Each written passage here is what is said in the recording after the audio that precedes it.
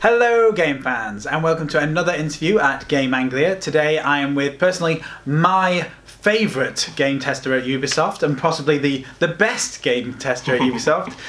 This is Cosmin Burescu. Hey, hello.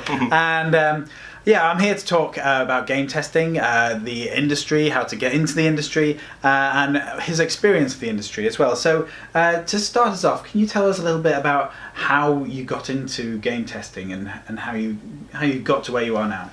Well, I was just looking for a job after my first year of the university. So I first applied to EA, but they didn't take me. They're lost. Yeah. And then after a month or so, I applied to Ubisoft. They accepted me. Like I had an interview on Friday, and on Monday I was already working for them. Yeah. And I got there. I met the lead of my future team. He took me by the arm, said, "This is your desk. Start working." With no training, no nothing. Yeah. Just controller in the hand. Yeah, there and you go. Start breaking the game. Yeah.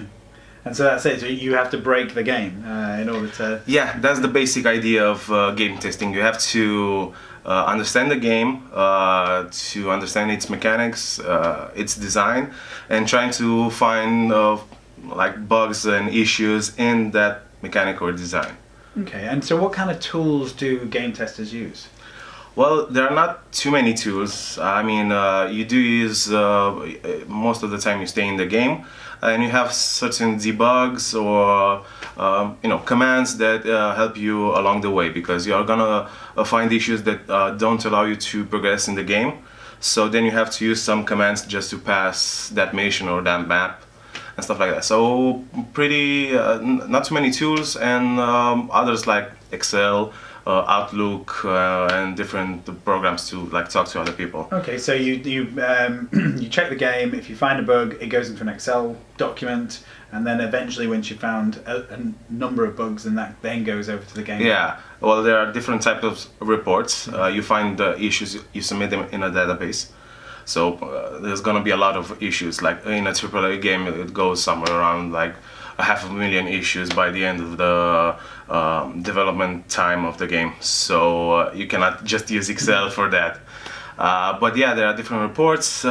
These consist of Excel, so most of the issues that you submit in the database, you're gonna put in an Excel, and this goes on and on, like on a fixed period. And so when you approach a new game, do you have to sort of think of it differently? You know, do you have to go, right, I wonder what happens if I climb that tree, even though it was never intended by the game dev that anybody would ever climb that tree? I'm gonna tell you a small story. Like after 2 years of doing this, I cannot watch a movie or a series or even play a game without finding issues with it, finding bugs.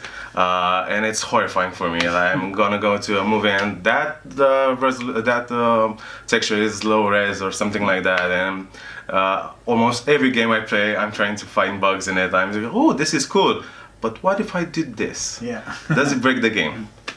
But usually it doesn't, because launch games do pass this rigorous testing before, and it goes to the product. The product goes to the players, like in a good quality. Okay, and so you say being a game tester does have its issues, but what's the most fun part about being a game tester? For me personally, it's getting to know other people. Once you do start working in a company, in a big company, you're gonna have teams of 30, 40 people, and you make new friends, new acquaintances. That's how I'm here. Yeah. Because I met Raresh, and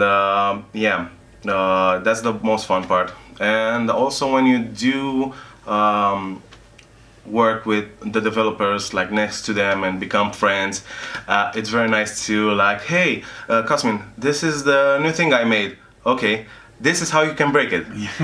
And they get pissed off and they come to me, and I get it. I'm enjoying this. And so that's the best thing. So what is probably the worst thing about games testing? So for most people, it's a dream job. I get to play games all day, but that is the most frustrating part of it, because people always think that being a game tester means that you go somewhere and play games from morning to evening and you get paid for it, but it's not quite that. Now I'm also a trainer, so I train the new guys that become testers, and I'm telling them what we do, how we do, stuff like that. And it breaks a bit their bubble, right from the beginning. And then you put them in the game and you give them one mission and you tell them stay in this mission 8 hours a day, 5 days a week, maybe 3 or 4 months. Yeah, that's not fun. Wow. And after testing that, submitting bugs, doing reports, having meetings, I mean, it's not that different from what the developers actually do.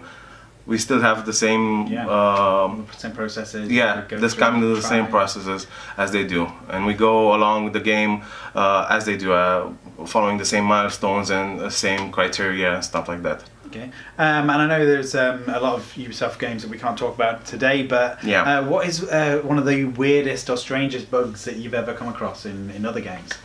In other games, strange bugs, I don't know. There's a lot of games where you can break them and go out of the map and stuff like that.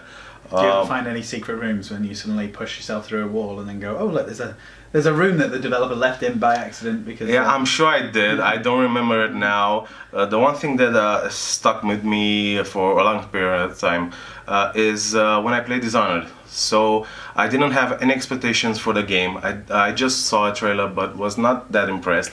But then I got to play it and I found it really nice. And for the first try I went all hack and slash.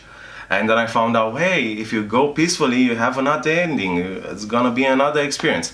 And yes, it was another experience. By the second time I was playing the game, I started breaking it, trying to try to find issues with it. It was only one bug. I found only one bug to it. I'm sure there are a lot of other bugs, but this one I really liked it because it was not just a bug; it was an exploit. So I was in a bunker and there were a lot of enemies outside, which I didn't want to kill them because I was going stealth. Yeah. There was a small ledge through which I was able to see outside, but if I were looking through it, they would see me. So by going in a corner and just moving the camera at the right angle, I was able to see outside and see them, but they weren't able to see me. So then I could avoid them and progress in the game. Yeah. Yeah. You mentioned earlier that you're on the same mission on a single game for many months at a time. Yeah. So how many games have you tested, and so which ones were the most difficult? I think I have been on 6 or 7 already launched games, and the most difficult, I don't know. Every project is difficult, especially at the beginning, and I've been the guy who mostly started some of these projects, and the difficult part is getting used to the game, understanding it, documenting it, trying to find the info, and then spread the info once the team gets more people into it and stuff like that. So just doing the prep work for the rest of the team when they join the testing. Okay. Of the game. So a lot of people like the idea of becoming a game tester. What skills do you think people should bring to the table? So if they're going to an interview about game testing, what would you, as the trainer, being sat in the interview, what would you be looking for in a recruit to take on board? First of all, enthusiasm. That's the first thing. Then, of course, you're gonna need a good set of skills like writing and speaking English, because like the industry revolves around this language. As you can see, English is not my first language. And then that's about it, because after that we can build on it. If you really want to do this and you know English, we're gonna teach you how to test, maybe give you pointers out how to do it, and of course, if you have played a few games in before, you're gonna that skill is gonna be a plus. But mainly, you just have to come and just want to do it, and the rest we're gonna teach you. Okay, and so these people they've come into the game testing department, as it were. So if, unlike you, where you wanted to go into training and management of game testing, where else can a career in game testing lead? Well, I think if you want to become a developer of a game, or to work in a development department of a big company, you should start at this point, at the tester point, because you learn the game, you learn how it's made, and how to break it, and then I think it's a good starting point, so that once you do become a developer, you know how to make it, so to avoid issues like that you found before. And I know a lot of people that became a developer after being a tester for a few years, or a project manager, stuff like that. Okay. So it's a good starting point for anybody who wants to join this industry. Okay, and thank you very much. And so, with everything in mind, what's next for you? What's happening in the future for Cosmin then? I don't really know. For now, I'm just trying to find what I want to do next, because I've been doing this for almost 8 years.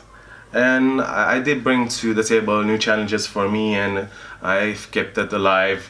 But yeah, I'm getting used to it. I am not doing stuff that I have already did before. So I don't know, I might go towards management, and maybe join the development team as part of management. Okay, and my final question, which I've been asking all the speakers here today, Yeah. was if you could go back in time to the day you were just starting out in games testing, and you give yourself a bit of advice, what would you say to yourself? Maybe invest more time. And start it faster. Because I think for me at 21 years old when I started this, it was a bit too late. I mean, I could have done it before, like when I was in high school, or right after finishing high school, but I did wait a year to actually go into the industry. Oh, okay. Oh, that's excellent. Well, thank you so much. It's fantastic. Thank you for having me here. And if this video has been useful, and please give it a like, subscribe to the channel, and we'll be back with another interview very soon. Bye bye.